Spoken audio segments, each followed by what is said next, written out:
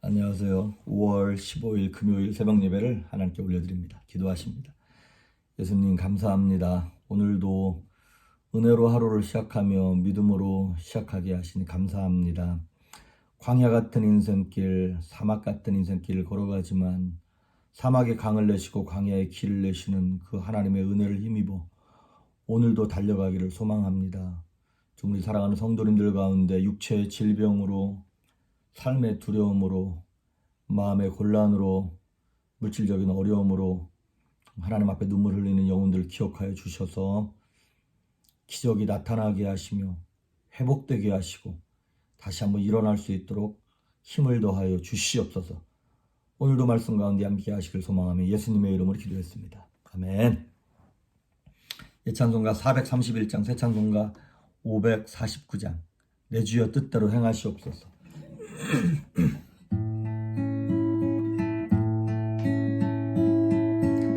내 주여 뜻대로 행하시옵소서.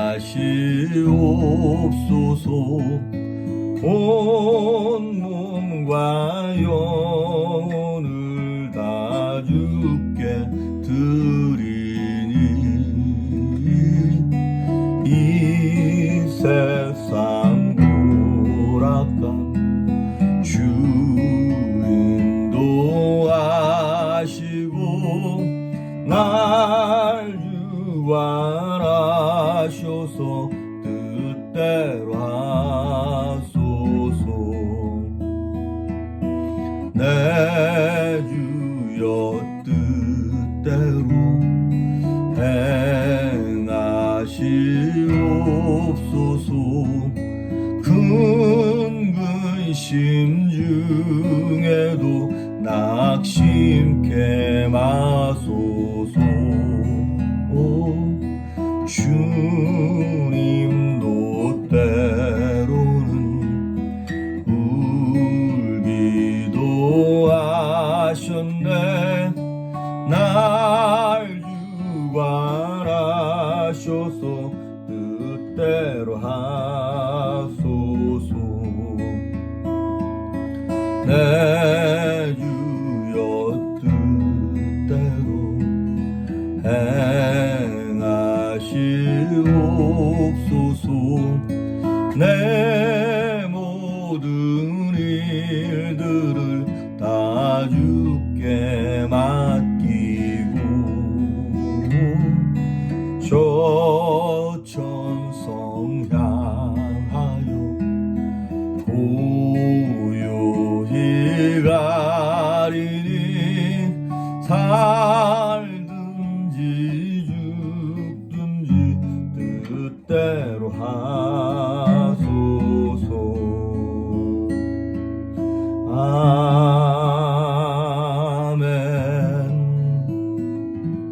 아멘. 오늘 우리에게 주시는 말씀은 욥기 32장 33장입니다 32장 1절부터 5절까지만 먼저 제가 봉독해 올리고 나머지는 보면서 보도록 하겠습니다.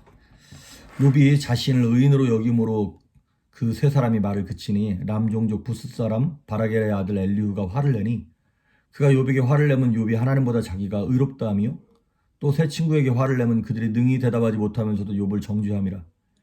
엘리후는 그들의 나이가 자기보다 여러 해 위이므로 욥에게 말하기를 참고 있다가 세 사람의 입에 대답이 없음을 보고 화를 내니라. 아멘. 어제 내드린 숙제는 다 하셨나요? 빌립보서 2장 5절부터 8절까지 이번 한 주 동안 예수님의 마음에 대한 말씀을 암송하셔야 됩니다. 어제까지 욥기 31장을 보았습니다. 욥기 31장이 최후 변론입니다. 마치 재판정 앞에서 마지막으로 이제 피고인이 자기가 하고 싶은 말 쭉 하고 뭐만 남은 거예요? 하나님의 딱 심판만 남은 거예요. 이제 그거 기다리고 있는데 뜬금없이 지금 엘리후라고 하는 사람이 끼어들어가지고 32장부터 37장까지 또 혼자서 뭐라고 막 얘기를 해요. 욥기의 주제가 고난이죠. 근데 고난도 그냥 고난이 아니라 무죄한 자의 고난이 이 억울한 고난에 대한 얘기를 지금 하고 있는 것입니다. 그것에 대해서 욥의 세 친구였던 엘리바스, 빌닷, 소발이 욥의 겉모양만 보고 너는 죄인이다. 네가 죄를 범했기 때문에 이렇게 큰 어려움을 당하는 게 뻔하다. 그러니까 회개해라. 하나님은 잘못한 사람은 벌 주시고 의로운 사람에게 상 주시는 그런 분 아니냐. 이 얘기를 합니다. 그들이 갖고 있는 어떤 지혜, 경험, 전통 이런 것들을 가지고 욥을 정죄해요.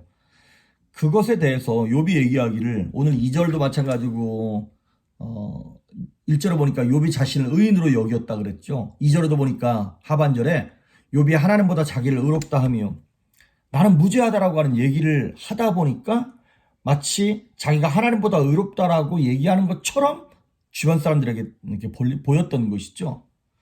그래서 그것에 대해서 이제 엘리후가 나타나서 얘기를 하는데 사실 엘리후의 관점이나 세 명의 친구들의 관점이나 똑같습니다.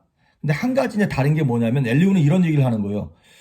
이 고난이 너의 죄로 말미암아 온 것이다. 근데 또 이 고난을 인하여서 하나님이 너를 지금 훈련하고 계신다. 그러니까 훈련 잘 받도록 해야지 자꾸 나 죄 없다고 그러면 안 된다. 이렇게 훈수를 두는 거예요. 사실 그 얘기는 욥이 23장 10절인가요? 거기에 그가 나를 단련하시는 이후에 내가 정금같이 되어 나오리라 라고 하는 그 얘기거든요. 그거 얘기한 거거든요. 근데 마치 엘리후가 자기만 알고 있는 것처럼 또 그 얘기를 하는 거예요. 그리고 이 엘리후가 앞에 나와 있던 세 친구랑 좀 달랐던 것 중에 하나가 무엇이냐면 세 명의 친구들은 욥의 말을 안 듣고 이미 마음에 욥을 보고 딱 판단을 해버렸어요. 정죄를 해버렸어요. 그러니까 의사로 따지자면 환자를 보지도 않고 환자의 상태를 듣지도 않고 그냥 진단을 해버린 거예요.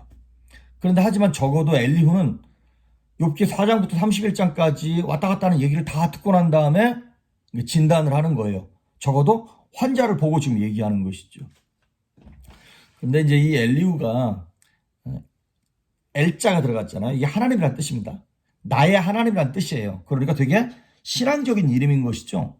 그리고 2절에도 보면 뭐 어느 종족 누구의 아들 이렇게 나오는 거 보면 성경에 누구의 아들 누구 이렇게 나오면 되게 뼈대 있는 가문 얘기하는 거 아시죠 여러분? 그런 것처럼 되게 가문도 괜찮고 4절에도 보면 되게 젊은 사람이에요. 젊고 똑똑한 사람이에요. 그런데 이제 아주 날카롭고 비판적이다 보니까 이 사람이 32장 2절, 3절, 5절 계속 반복해서 나오는 말이 있어요. 뭐냐면 화가 많은 사람이야. 2절에도 보니까 엘리후가 화를 내니 3절에도 또 새 친구에게 화를 내면 뭐 계속 근데 왜 화가 난 상태냐 두 가지를 통해서 보도록 하겠습니다. 첫째는 누구한테 화를 내는 거냐면 욥을 정죄하긴 정죄했는데 그 근거를 제대로 대지 못한 욥의 세 친구들을 향하여 엘리후가 엄청 화가 난 거예요. 욥에게 제대로 말도 못하면서 무슨 사람을 어떻게 정죄할 수 있냐고 어떻게 감으로만 그렇게 할 수 있냐고 막 화를 내는 거예요. 그러면서 이제 6절부터 9절까지 이거는 제가 여러분에게 쉬운 성경으로 읽어드릴게요.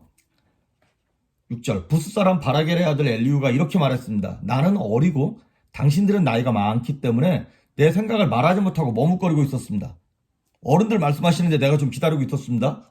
7절 나이가 많은 어른이라면 지혜로운 말을 할 수 있다고 생각했죠. 그런데 들어보니까 아니라는 거죠. 그러면서 9절 나이가 많다고 해서 지혜로운 것이 아니고 바른 것을 아는 것도 아니더군요. 요즘으로 말하면 도대체 나이를 거꾸로 드시는 거냐고 인생을 뭘로 먹고 산 거냐고 그거 하나 대답 못하냐고 어른들을 향하여 지금 엘리후가 막 세게 나가는 거예요. 11절 12절 당신들이 답할 말을 생각할 동안 나는 그 말을 기다렸고 당신들의 의견에 귀를 기울였습니다. 나는 열심히 들었습니다만 당신들 중에 그 누구도 욥의 주장을 반박하지 못하고 그의 말에 제대로 답하지 못하더군요. 옆에서 듣고 있었는데 어쩜 그렇게 대답을 못할 수가 있냐고. 그러면서 14절부터 22절까지가 이제 자기가 우라통에 터져서 못 살겠다는 얘기를 쭉 하고 있는 거예요. 그 어르신들을 향하여 지금. 그럼 14절 제가 읽어드릴게요. 만일 욥과 내가 논쟁을 했다면 나는 당신들과 같은 논리로 욥에게 답하진 않았을 것입니다. 16절 당신들이 조용하니 나도 조용히 기다려야 할까요? 아니죠. 나도 할 말이 있습니다. 나도 아는 바를 말하겠습니다. 내 속에 할 말이 가득합니다. 내 속에 있는 영이 내게 말하라고 하는군요. 지금 내 속은 술이 부글부글 끓는 것 같고 포도주 가죽 부대가 터지는 것과 같습니다. 말하지 않으면 속이 터질 것 같군요. 어지간하면 내가 참으려고 그랬는데 내 안에 있는 영이 나로 하여금 이렇게 말하라고 지금 그러네요. 그러면서 이제 먼저 그 새 친구들 어른들을 향하여 막 야단을 치는 거예요. 그러고 난 다음에 이번에는 두 번째 욥에게 야단치는 내용이 33장에 나오는 거예요. 잘 들어보십시오. 33장 1절과 2절 쉬운 성경입니다. 이제 욥 어르신, 내가 하는 말에 귀를 기울여 주십시오. 내가 입을 여니 혀가 움직이는군요.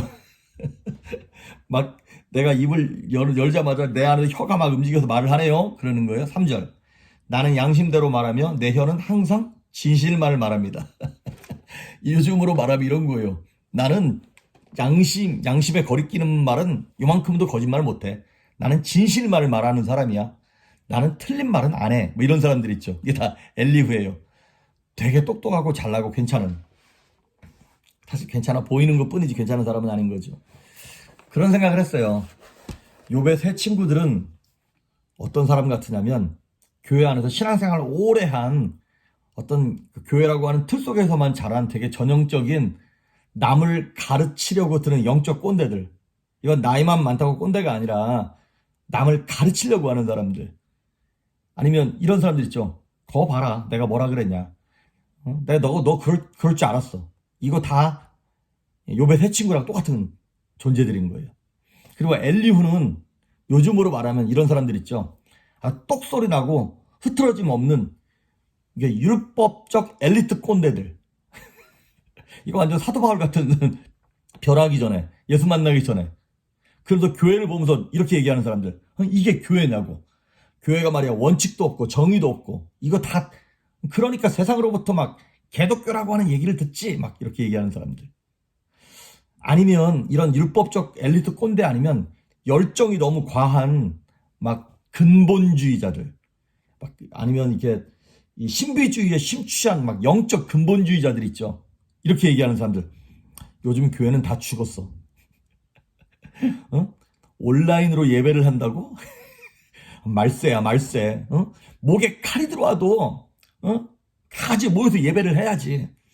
수천 년 동안 불교에서는 절에서 목탁 소리가 끊기지 않았는데 이깟 바이러스 하나 때문에 교회에서 찬송 소리가 끊기고 예배를 집에서 드린다는 게 말이 돼? 이거 다 꼰대들입니다. 이거 다 엘리후 같은 존재들인 거예요. 그런데 이제 그러면 이 엘리후도 마찬가지고 욥의 새 친구들을 통해서도 우리가 배울 게 없냐? 그런 건 아니에요. 이 사람들이 또한 오늘도 보면 진리를 몇 가지를 얘기합니다. 특히 이제 13절부터 이렇게 쭉 보시면 제가 읽어드릴게요. 13절, 33장 13절. 어찌하여 당신은 하나님께서 답변을 하지 않으신다고 불만을 터뜨리십니까? 욥을 향하여 훈계하면서 당신이 하나님께 부르짖었다 그랬는데 하나님 대답하지 않았다고요? 그럴 리가 없습니다. 그런데 14절 이렇게 얘기하는 거예요. 이거는 제가 개정 성경을 읽어드릴게요. 33장 14절. 하나님은 한 번 말씀하시고 다시 말씀하시되 사람은 관심이 없도다. 사람이 침상에서 졸며 깊이 잠들 때나 꿈에나 밤에 환상을 볼 때 그가 사람의 귀를 여시고 경고로서 두렵게 하시니. 엘리후는 그거예요. 하나님이 말씀을 안 하신다고? 그렇지 않다. 하나님은 우리의 귀를 여시고 밤에 환상이나 꿈에라도 말씀하시는 분이다라고 하는 얘기를 하는 거예요. 우리 옛날 개혁성경에는 16절에 이렇게 나와 있죠. 사람의 귀를 여시고 인치듯 도장 찍듯 교훈하신다는 말씀. 그렇습니다. 하나님은 말씀하십니다. 그래도 우리가 듣지 못해서 그러는 것이지. 어쩌면 하나님께서 욥에게 말씀하셨는지도 몰라요. 그의 어떤 환경을 통해서 아니면 감정을 통해서 뭐 이렇게 말씀하셨는데도 욥이 그걸 받아들이고 싶지 않았는지도 모를 일인 것이죠. 비슷한 스토리가 민수기에 나오죠. 이 발람 선지자. 하나님께서 발람 선지자한테 이렇게 경고하셨어요. 너는 이스라엘을 저주하지 말라고. 하나님 응답 내려주셨죠. 그런데 발락 왕이 더 많은 돈을 주고 명예를 준다 그러니까 또 하나님께 기도하는 거예요. 하나님이 응답하셨는데 또 다른 응답을 달라고 떼쓰는 거잖아요. 그러니까 하나님이 말씀을 안 하시는 것이 아니라 내가 원치 않는 응답을 주시니까 내가 못 들었다고 생각을 하는 것이죠. 그렇습니다. 혹시 오늘 이 말씀 14절부터 15절 16절을 한번 이렇게 좀 여러분 묵상하시면서 하나님이 주변 사람을 통하여 때로는 나를 좋아하는 사람들을 통하여 듣지 못하는 말을 안티들을 통해서 듣는다는 얘기가 있어요. 그런 것처럼 나를 힘들게 하는 사람, 환경을 통해서도 하나님 내게 말씀하신 것이 없나를 한번 돌아보시길 바랍니다. 그리고 이제 17절부터 19절까지 이렇게 얘기해요. 사람들이 그들의 마음을 돌이켜 교만하지 않도록 해주십니다. 하나님이 말씀하시면서 교만하지 않도록 그러면서 얘기하기를 18절 그분은 사람이 무덤에 빠지지 않도록 지키시고 칼에 죽지 않도록 보호하십니다. 그분은 사람이 깨닫게 하시려고 뼈마디가 쑤시는 아픔과 고통을 주시기도 합니다. 하나님이 우리에게 고통을 허락하시는 이유는 교만하지 않고 멸망하지 않고 깨닫게 하시려고 고난을 주신다는 거예요. 예, 그럴 수 있죠. 혹시 우리 삶 가운데 이유를 알지 못하는 고난과 고통 가운데 계신 분들 계십니까?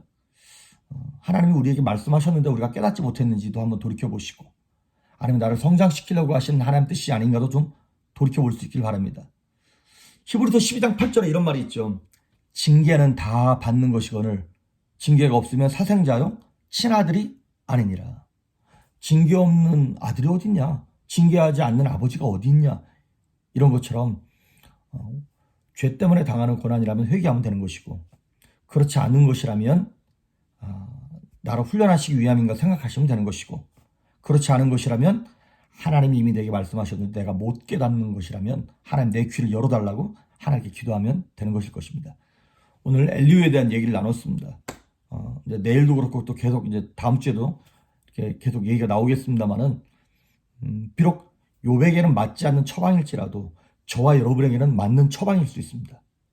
그래서 이 기회에 다시 한번 영혼의 귀를 열고 인치도 교훈하시는 하나님의 말씀을 듣는 여러분 될 수 있길 주의 이름으로 축복합니다. 오늘 내드릴 숙제는 다시 새 거를 내드리진 않고요.